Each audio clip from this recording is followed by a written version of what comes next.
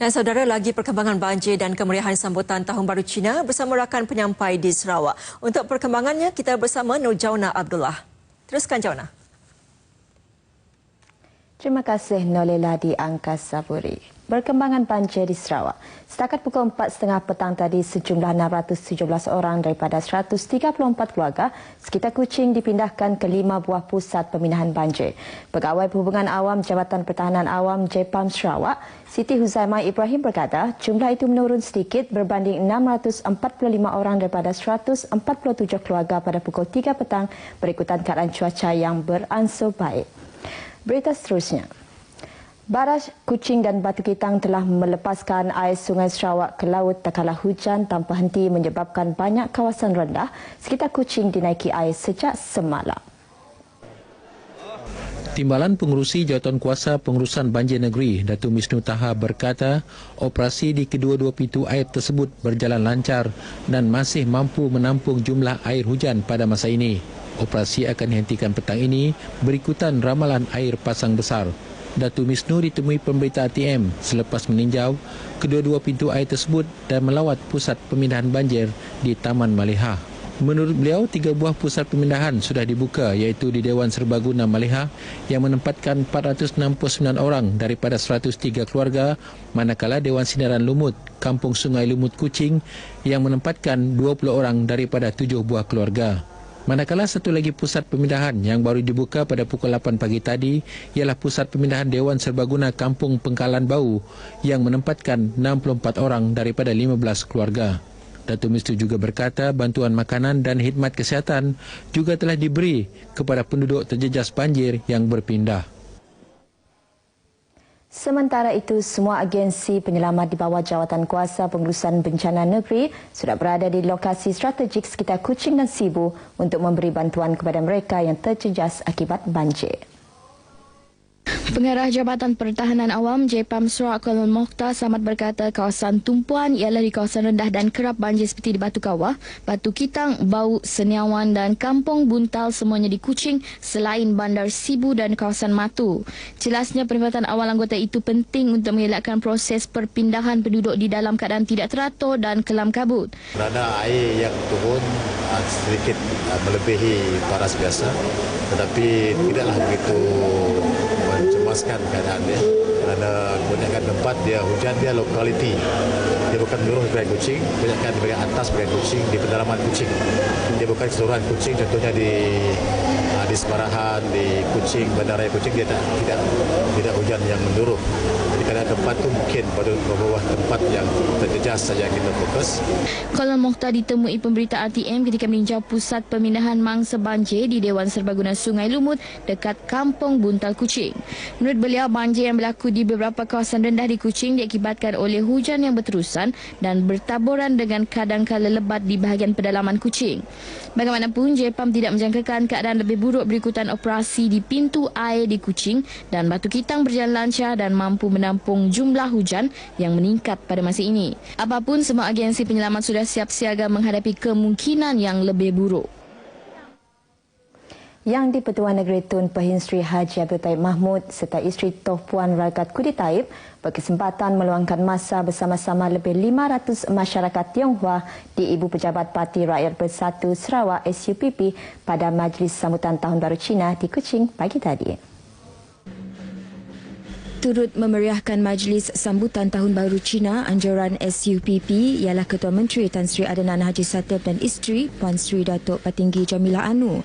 Antara yang hadir ialah Presiden SUPP, Senator Datuk Profesor Dr. Sim Kui Hian, Menteri Sumber Manusia merangkap Timbalan Presiden SUPP, Datuk Sri Richard Riyod Jaim dan bekas Presiden SUPP yang juga bekas Timbalan Ketua Menteri Tan Sri Dr. George Chan Hong Nam.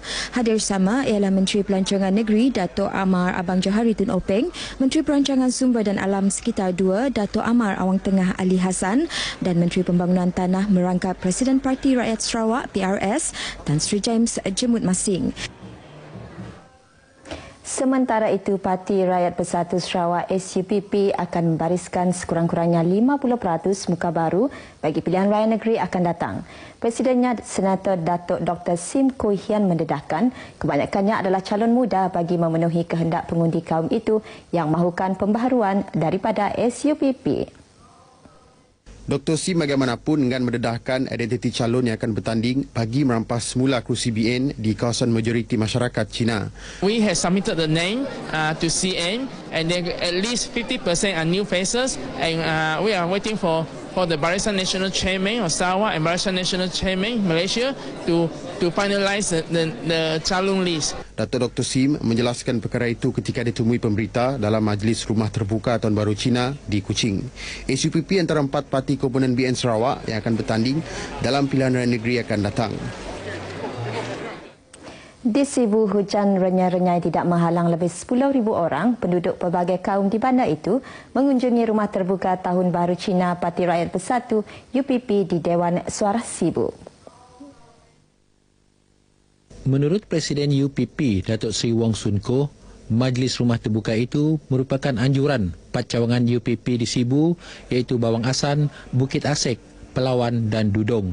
Jelasnya beliau tidak menyangka kehadiran yang begitu besar ke rumah terbuka tersebut yang menurutnya melebihi jumlah pengunjung dari tahun-tahun sebelum ini.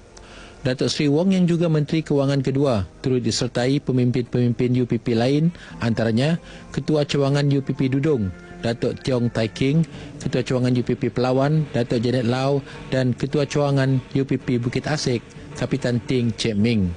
Beliau yang ditemui di majlis tersebut yakin kehadiran sebegitu ramai penduduk di Sibu jelas menunjukkan sokongan rakyat kepada UPP di bandar tersebut.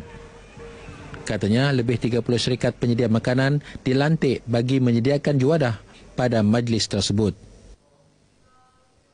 Di Limbang, Tahun Baru Cina disambut secara sederhana namun meriah dengan amalan kunjung-mengunjung ke rumah saudara dan sahabat andai yang merayakan perayaan tersebut.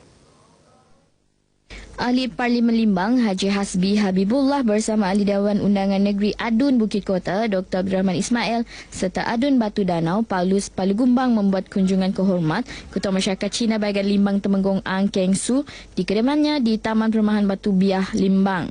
Harap ini tahun unjit Ketani Malaysia Sarawak ada aman, tidak ada susahan, tidak ada aibah, macam-macam punya susahan. Harap Ketani punya negara, Ketani punya negeri satu hari bikin bagus dalam dunia pun. Dalam balik itu, Temenggong Ang juga menyatakan sokongan masyarakat Cina di daerah itu terhadap kepimpinan Ketua Menteri Tan Sri Adanan Haji Satem. Mesti tolonglah support dengan Ketua Menteri. Dia punya itu, dia punya pandangan, dia punya experience, tengok banyak jauh dari bukan sebarang. Haji Hasbi serta rombongan seterusnya mengunjungi pemancar Leong Bong Meng di kediamannya di Jalan Kubong dan pengurus Hotel Purnama David Chua di Taman Riverview Limbang. Setakat ini dahulu semangat berita dari Sarawak untuk lintas langsung N5 petang ini. Berita seterusnya bersama Nolela di Angkasa Puri.